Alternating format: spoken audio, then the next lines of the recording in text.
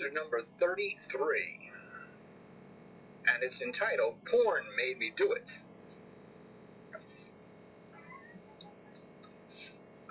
James Dobson and other religious propagandists have been trying for some time now to convince the American public that pornography causes violence.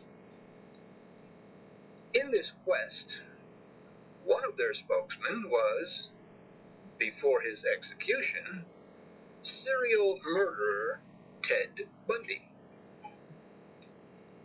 Together, Dobson and Bundy made a video in which it is implied that porn made Bundy kill. But Bundy blamed his family, his school, his religion, which was repressive, and the media. He said, "I'm not blaming pornography. I take full responsibility for whatever I have done." Dobson and Bundy were not clear on each other's definition of pornography. Bundy's definition of porn included detective magazines and comic books. He also thought that the movie, The Texas Chainsaw Massacre, was pornographic. Dobson considers all sex between unmarried couples to be pornographic. Growing up, Ted Bundy was a Boy Scout, an A student, and he was going to be a Republican politician in Washington State. He served as Assistant Director of the Seattle Crime Prevention Advisory Committee, and he wrote a pamphlet about rape prevention. He was the illegitimate son of a Philadelphia department store clerk. His early years were spent with a deranged grandfather who assaulted people, tormented animals, and read pornography. What this pornography was, Bundy was never made clear. But it could have been detective magazines or gory comics. It certainly wasn't what most people would call pornography. We should remember that simply because someone calls something pornographic doesn't automatically make it pornographic. And most of what is called pornographic today is not obscene. Psychiatrists never thought that Ted Bundy was crazy. Appellate courts ruled him competent to stand trial. Is it any wonder why most people in the United States are so screwed up? We don't know what is pornographic or obscene. We don't even know who is crazy. Many people, especially conservative Republicans, believe in the theory of garbage in and garbage out. They believe that we must, in a knee-jerk fashion, respond to what we see. Porn that is interpreted as violent makes us respond violently. Their argument goes something like this: those who read porn respond just as those who read great literature respond. But any thinking person will note that nearly all of us read great literature in school and in college. few of us responded. That is, responded by becoming Shakespeare's ourselves. It should be clear to everyone that this theory is rubbish. Otherwise, all of those on the Mies Porn Commission have now become corrupted and violent by all that porn that they sifted through trying to prove a causal link between porn and violence. They failed.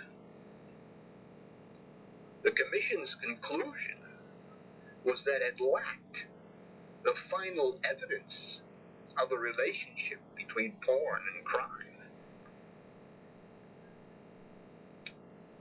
Postal Inspector Doug Turner thinks that nudist magazines are pornographic.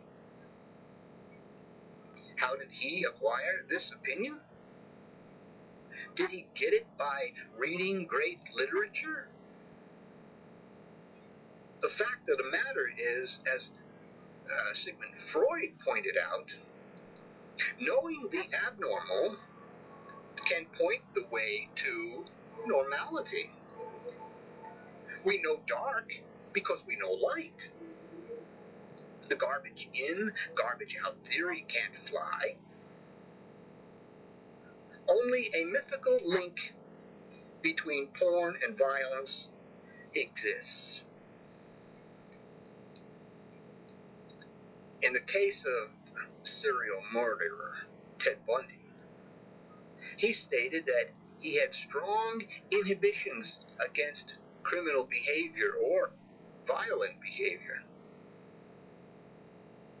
He had been conditioned this way by his environment, his neighborhood, his church, and his school.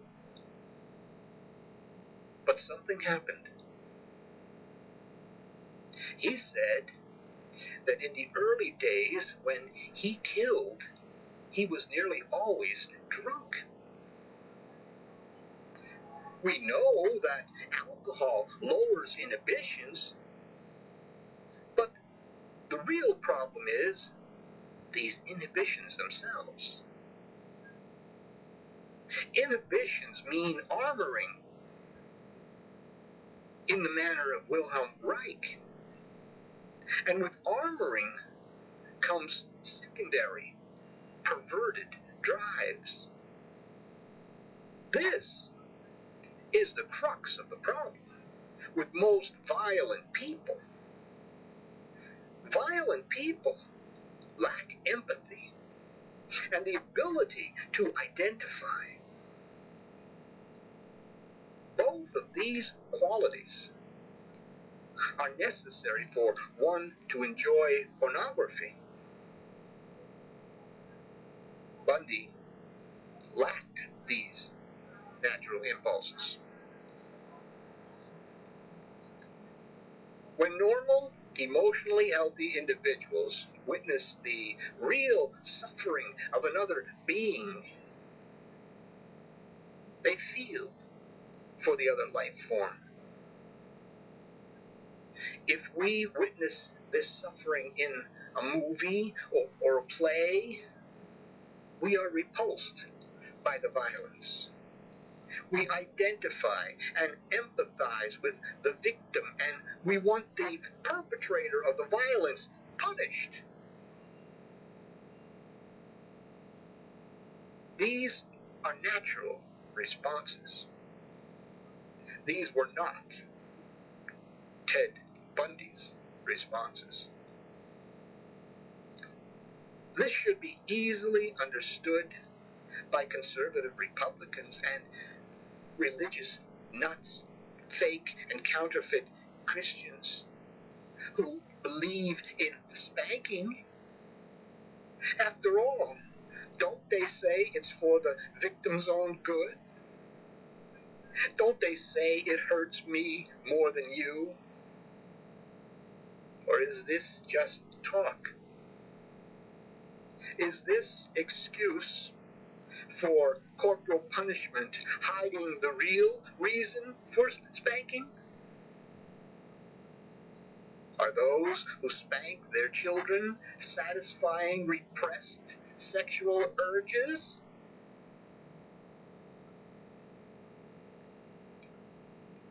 No matter how Ted Bundy came off as the kid next door or the good citizen, he was not normal emotionally. Something traumatized Ted Bundy early in his life, and this something in some way involved his mother. As a result of this trauma, Bundy couldn't feel like normal people. Bundy couldn't feel his victim's fear, his victim's pain, or see his victim's beauty. He couldn't know his victim. He approached none of his victims as an equal. He had to render them unconscious, near dead, or dead. He made them his human puppets. Bundy was orgastically impotent and obviously couldn't have normal orgasm or orgastic satisfaction. In reality, sex was secondary, as with the sex addict who is turned on by the chase, the seduction, the excitement surrounding the encounter, anything but the sex act. Only a person who could not relate to or feel for another could think like this. Ted Bundy said that the most damaging kinds of pornography are those that involve violence and sexual violence, because the wedding of those two forces brings out the hatred that is just too terrible to describe. What does this tell us about Ted Bundy? What kind of person would be seething with hatred? No normal person has these feelings when watching violent activities or sadomasochistic activities. People like Ted Bundy could never unite real sex and violence. They are mutually exclusive on an emotional level. People like Ted Bundy confuse normal aggression with violence, and normal erotic aggression with sexual violence.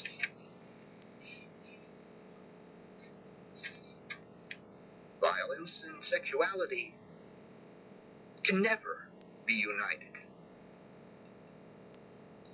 To be orgastically potent, one must be able to feel for his partner. To the extent that love or eroticism enters a relationship, to that extent, violence is excluded. But if Ted Bundy wasn't uniting sex and violence, what was he doing? Bundy was dominating and controlling his victims. This is a far cry from being sexual. The rapist is not interested in sex. Rape is not a sexual crime. Rape is a crime of violence and assault.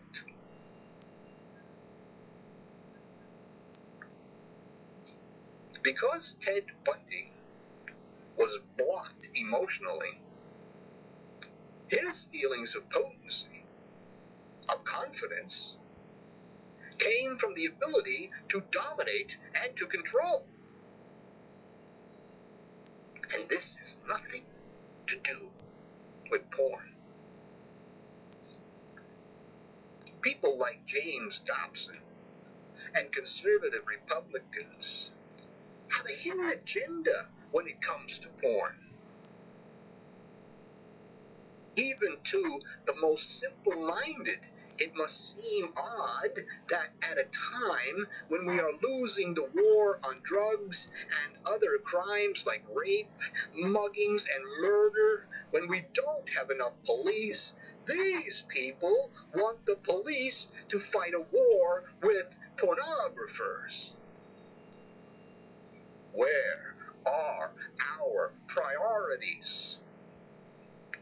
Even if pornography or obscenity were a real crime, it would not rank with drug pushers, rapists, muggers, and murderers.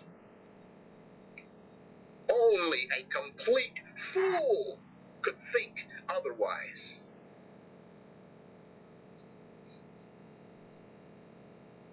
Using their present methods, our police don't catch most criminals.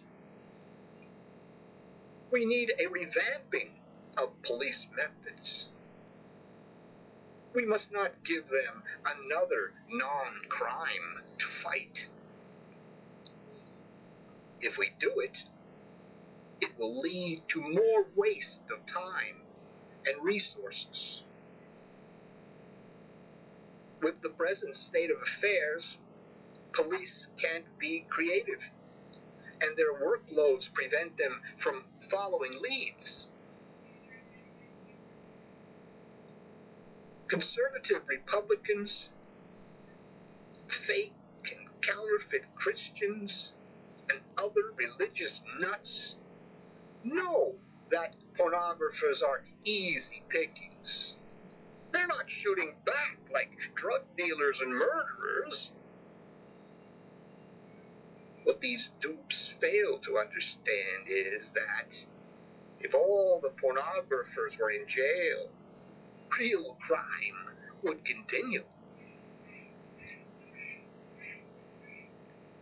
As was stated earlier, pornography and obscenity are not crimes. Like the Stamp Act of Revolutionary War times, obscenity is a bogus law. Laws against obscenity hide hidden agendas of those who made the laws. What are these hidden agendas? We know that those who seek obscenity laws do not do so to create a more emotionally healthy and mature society, or a more moral society, since repression breeds the opposite qualities. Religious nuts and conservative Republicans don't always think that violence is bad. They're not against war. They're not against capital punishment. And throughout history, and in the 80s in Latin America, these people have killed those who didn't agree with them. We must be vigilant. We must seek out and find the hidden agendas and expose them. We must stop them from putting their warped ideas into law. Their propaganda must be countered by brave souls who are not afraid of the truth. Conservative Republicans and religious nuts keep producing the Ted Bundys of this world. It is time to break the mold and stop their warped breeding practices. The end. Hi, this is William Morrow. Are you one of those people who join a health club? And after they have your big, overpriced annual membership, you notice that you're on your own with little or no results even after all the promises, then the website Personal Trainer is for you. Thank you very much, William H. Morrow III. So you lost another argument with a conservative, right-wing Republican. He talked over you. He screamed and yelled. He brought out the Bible. He thumped it. He quoted scripture to you. You were lost because you came at him with facts. Nothing but facts. And you expected that would make you look good. That would make you win the argument, but it didn't. You know why you lost the argument? You know why you're going to lose your next argument? Because you don't read Censored. Censored, the 30-year-old newsletter that shows you how to defeat a conservative. Read Censored, and you'll have all the ammunition you need. Every time you get into an argument with a right-wing conservative, so-called Christian. Censored. That's all you need. Read it and defeat a conservative. Greetings, listeners. Let me speak to you for a moment about the foundation of our entire organization, Newsletter Censored. It was founded by our mentor, the Reverend Dr. William J. Eisenman, in 1977. It discusses the 5 taboos of American life: politics, religion, health, human sexuality, and child rearing. You won't find anything like this in the mainstream media and the press. It reveals the kind of truth that most people are afraid to hear. Can you handle it? We are living in the end times, so in order to defeat a conservative and save America, you need Newsletter Censored. Go to www.newslettercensored.com, click on the printable order form page, and with your gift to support this work, get your free annual subscription. This is James P. Madonna of Megalife 21, the hardest hitting internet talk radio station on the planet.